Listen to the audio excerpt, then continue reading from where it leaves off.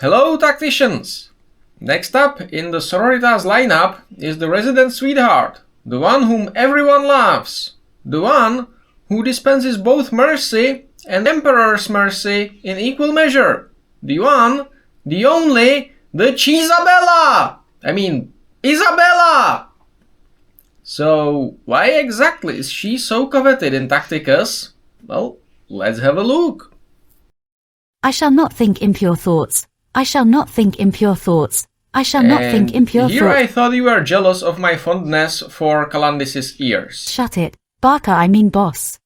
Isabella's active ability heals herself and all adjacent friendly units, then revives a friendly Imperial hero, and then revives up to 2 friendly Imperial summons that fell this battle.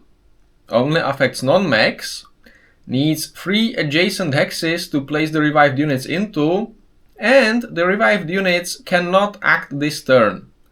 Also, does not bring back units that fled because of the battle fatigue triggering.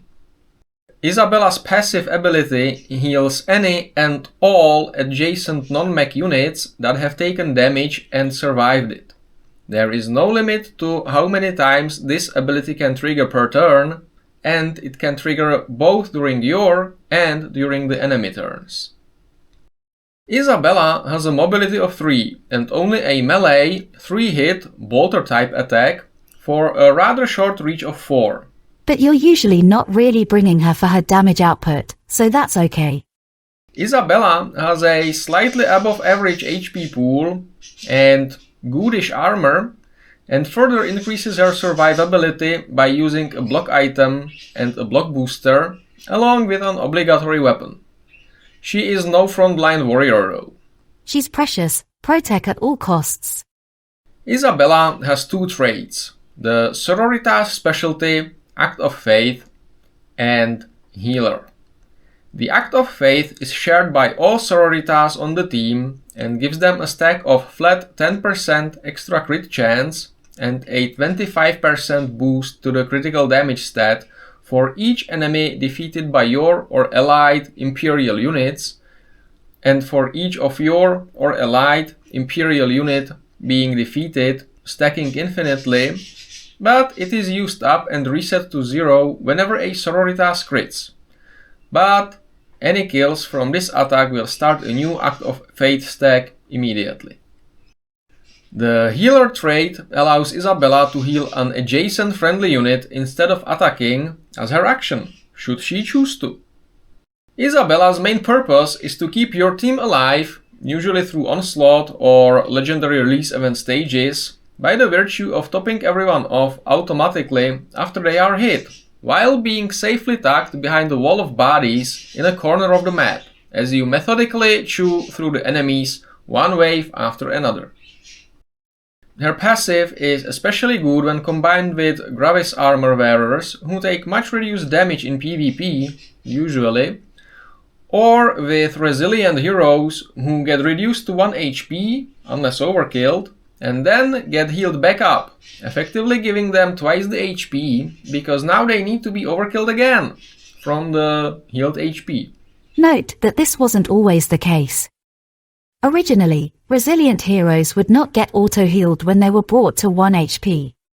Her main weakness is that her passive does not heal herself, so she is vulnerable to range 3 snipers being able to pick her off through the wall. But even then, she is fairly tanky, and having her at Legendary Gold 2 was enough to clear stage 12 of the LREs so far.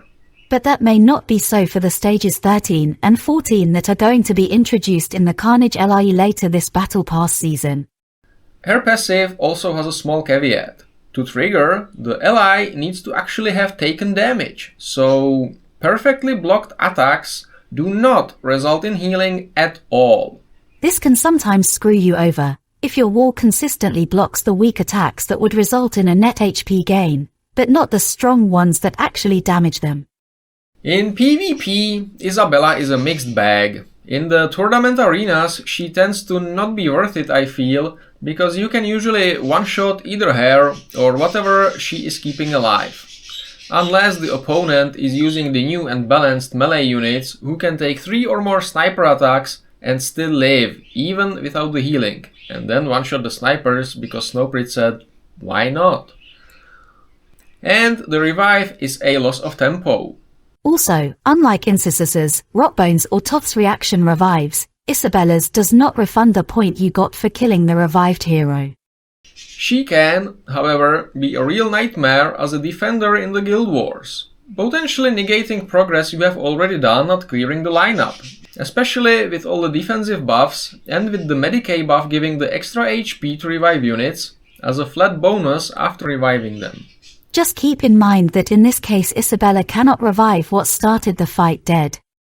My favorite use of her though is to help you automate mission grinding. Together with Jäger, Overwatchers or Ulf, you can get infinite kills, healing or damage, of certain types at least, in campaign stages with infinite summons, by just setting up and passing the turn for an hour or so. Do you want to know more? Check out the video on Octarius Mirror 44, Grot Farm. My verdict on her? If you get her, you have won the PvE part of the game. A little bit. Sadly, she is currently unavailable in the shops, so you have to pray to the Gacha God Emperor extra hard for this one. Luckily, Boss got both her and Yarick back when they were in the guild shop. But new tacticians are kinda screwed now. Well, I can hardly believe all of this fit into almost a minute. I truly feel like Isabella deserved more time, but well, I guess I'm just efficient like that. Looking forward to reading about your epic Isabella moments in the comments. And even if you're a lurking viewer, thanks for watching, and I'll see you around, Tactician. I shall not think impure thoughts. I shall not think impure thoughts. I shall not think impure thoughts. God Emperor, damn it, I have to hug her.